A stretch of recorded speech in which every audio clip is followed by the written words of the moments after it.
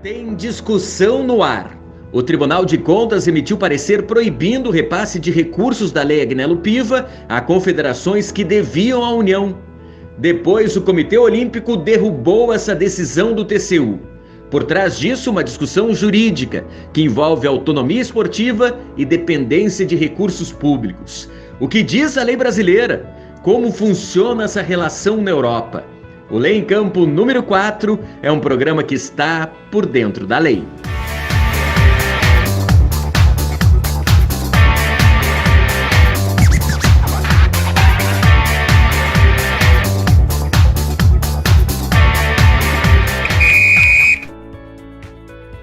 Olá, eu sou o Andrei Kampf, pode assinar aqui embaixo com arroba e tudo, e esse é o nosso programa Lei em Campo número 4. Aqui, você já sabe, direito e esporte tabelam juntos. Tá gostando do nosso programa? Tá curtindo? Então aperta nesse joinha aqui embaixo, deixe seu comentário, inscreva-se no nosso canal. Para começar esse programa número 4, quiz. Tudo bom, Andrei? O nosso quiz de hoje é exatamente sobre recursos públicos. É sobre a Lei 10.264 de 2001, conhecida também como Agnello Piva. Ela estabelece que 2% da arrecadação bruta será repassada tanto ao Comitê Olímpico Brasileiro como o Comitê Paralímpico Brasileiro. Mas você sabe qual é a origem desse recurso que será descontado os 2%? Alternativa A. São 2% sobre as vendas das camisas da seleção brasileira? Alternativa B. São 2% da arrecadação das bilheterias dos jogos no Brasil? Alternativa C. São 2% da arrecadação da Loteria Federal? Ou alternativa D. São 2% de todos os valores oriundos de transferências de atletas para fora do Brasil? Daqui a pouco, a resposta. E você já sabe, por aqui, a lei permite colar. Agora sim, vamos falar dessa relação entre autonomia esportiva e recursos públicos. Essa grande discussão surgiu depois de uma decisão do Tribunal de Contas da União. A gente sabe que no Brasil, muitas empresas públicas financiam o esporte. Por exemplo, lembrou do vôlei? Lembrou do Banco do Brasil? Pensou em natação? Associou aos Correios? Pois bem, o TCU emitiu uma decisão em que entidades esportivas devedoras à União não poderiam mais receber recursos do governo.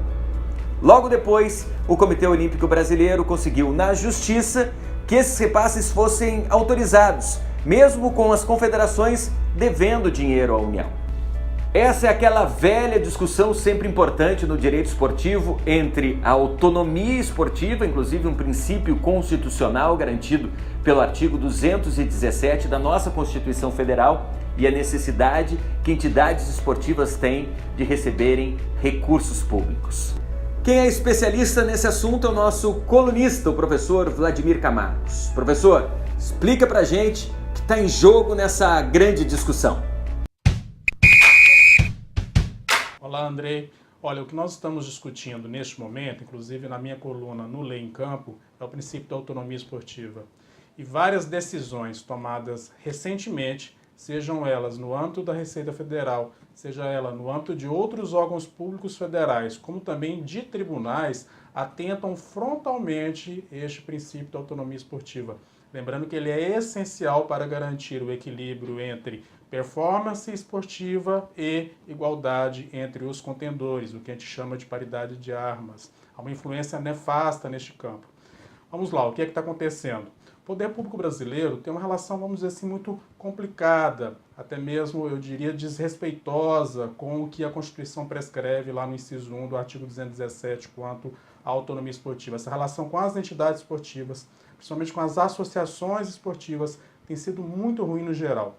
Um exemplo, pense bem, a Receita Federal tem imposto multas multimilionárias contra clubes de futebol por considerar que eles devam ser tributados em suas receitas tidas como não próprias, para mim elas são próprias, enquanto atividade empresarial. Resumindo, é como se, numa transação entre o clube e outro clube, para direitos econômicos de um jogador, ali houvesse uma atividade empresarial. Por outro lado, perceba que outros órgãos públicos federais, como também alguns tribunais, têm considerado as entidades esportivas, quando elas recebem recursos de origem pública, como se elas fossem verdadeiros órgãos públicos também, como se fossem uma autarquia federal, como se fossem um ministério, cobram inclusive delas a aplicação da lei de licitações. Convenhamos que essa não é uma relação correta. Primeiro, que a legislação não dispõe sobre isso. Segundo, porque se há uma necessidade de interação, de cooperação entre o governo, o Estado e entes privados da área esportiva, ela deve se dar com respeito às peculiaridades de cada um. Isso significa também com relação à autonomia. Transformar entidades privadas em órgãos públicos não interessa ao esporte brasileiro. Se fosse assim, o próprio Ministério do Esporte resolveria todos esses problemas que eles têm quando está repassando para entidades privadas funções que seriam próprias de Estado. Se ele repassa por meio de convênios, por meio da Lei Agnello Piva, é porque essas entidades têm mais capacidade, capilaridade, peculiaridades próprias que levam ao entendimento de uma execução melhor. Agora, transformá-las em órgãos públicos é um desrespeito. O que alguns tribunais fizeram agora recentemente também é um desrespeito ao devido processo legal. Houve processos condenando entidades esportivas sem que nenhuma delas tenha sido ouvida no curso do processo. Isso significa que os tribunais, e muitas das vezes, não é sempre, não são todos os ministros, todos os magistrados, mas em muitas das vezes esses tribunais não têm levado a área esportiva a sério, ao ponto de cercear o direito constitucional e o devido processo legal do direito de defesa. Este é o problema, Andrei. Tá aí uma discussão fundamental no direito esportivo, a autonomia esportiva. Quer saber mais? Então entra no nosso site, está aqui em cima, www.leemcampo.com.br. O próprio professor Vladimir Camargos escreveu sobre autonomia esportiva. Essa decisão do TCU também trouxe à tona outra questão importante, a da responsabilidade administrativa dos gestores do esporte no Brasil.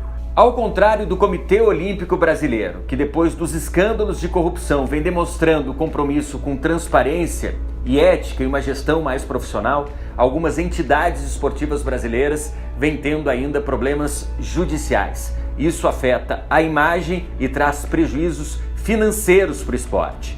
A Confederação Brasileira de Desportos Aquáticos teve o ex-presidente Coraci Nunes preso por corrupção. E a Confederação Brasileira de Handebol tem o atual presidente, Manuel Oliveira, afastado depois que ele também teve problemas com a Justiça Federal. Claro que isso prejudica a imagem e, como eu disse, também traz prejuízos financeiros às instituições. Por exemplo, essas duas confederações tiveram patrocínios renovados, mas com redução de até 80% no valor desses patrocínios. A Confederação Brasileira de Handebol, por exemplo, não teve a cota master de patrocínio renovado. Isso reforça mais uma vez a importância de uma gestão transparente. Planos de integridade, portanto, são sempre investimentos que essas instituições, essas confederações precisam ter. A alternativa certa é a letra C. São 2% da arrecadação bruta da Loteria Federal. Vale lembrar que em 2015, a Lei Brasileira de Inclusão da Pessoa com Deficiência aumentou o percentual de 15% do Comitê Paralímpico Brasileiro para 34%. Esse equilíbrio entre autonomia esportiva e recursos públicos é sempre muito delicado. No Brasil, especialmente, muito delicado mesmo. Mas e na Europa? Como funciona? Como são as leis por lá? É possível o governo cobrar transparência e compromisso com uma gestão financeira correta das instituições esportivas? Para entender tudo isso, vamos abrir a nossa janela jurídica. Conta para nós, Luiz Gustavo Costa. Olá, Andrei. Aqui na Europa, a história de sucesso, ou um modelo de sucesso, tem que ser a do Reino Unido. Mais especificamente, a do Team GB, a equipe que representa o país nas Olimpíadas e Paralimpíadas. Porém, essa história de sucesso começou com um fracasso. Nas Olimpíadas de Atlanta, em 1996, o Team GB terminou as Olimpíadas na 36ª colocação no quadro geral de medalhas, com apenas uma medalha de ouro. Lembre-se que o Brasil naquela competição terminou em 25º lugar. Assim, no ano seguinte, em 1997, criou-se uma agência independente chamada UK Sport. Ela visa estrategizar e profissionalizar o esporte olímpico e paralímpico. Ela é responsável pela decisão de como e onde investir recursos para que seja desenvolvido e profissionalizado o esporte olímpico e paralímpico. Porém, o recurso que é administrado pela UK Sport vem da receita, ou melhor, parte da receita arrecadada pela Loteria Nacional, a National Lottery. Cerca de 12 setores se beneficiam, setores da sociedade como um todo, se beneficiam dos recursos auferidos pela National Lottery. Um deles é o esporte, através da UK Sport. Então, desde a implementação deste projeto, em 1997, cerca de 630 medalhas foram ganhadas por atletas britânicos em competições como as Olimpíadas e Paralimpíadas.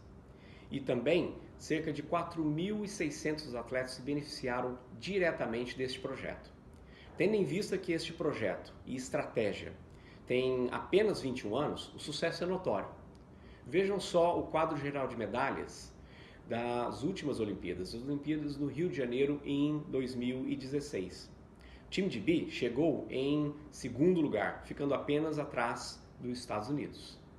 Hoje não tem agenda, 2018 está terminando, mas 2019 promete ser repleto, com uma agenda riquíssima de eventos na área do direito esportivo, que a gente vai te manter informado pelo nosso site. Já decorou? Está aqui em cima, www.leemcampo.com.br. Agora é a hora daquela tabela de respeito: literatura, esporte e direito.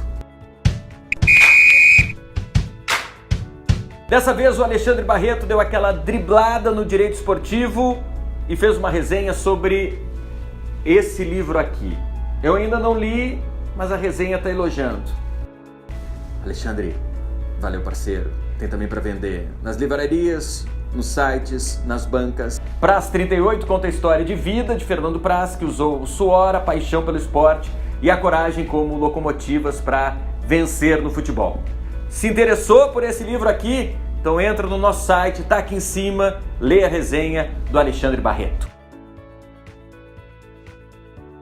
Depois desse esporte das letras que o Alexandre Barreto caprichou de verdade, nosso encontro vai ficando por aqui. Espero que você esteja mais bem informado sobre autonomia esportiva, recursos públicos no esporte e necessidade de uma gestão transparente no esporte. Quer saber mais? Claro que tem no nosso site, está aqui em cima, www.leemcampo.com.br. O nosso encontro no YouTube vai ficando por aqui, mas o nosso contato é permanente através das redes sociais. Miguel pode colocar aí embaixo: Facebook, Twitter e Instagram. Tá curtindo o nosso programa no YouTube? Então clica nesse joinha, mande um comentário, inscreva-se no nosso canal, coloque ali notificação, assim você vai ser informado cada vez que aparecer um conteúdo novo no nosso programa no YouTube. Tá certo? Tá combinado?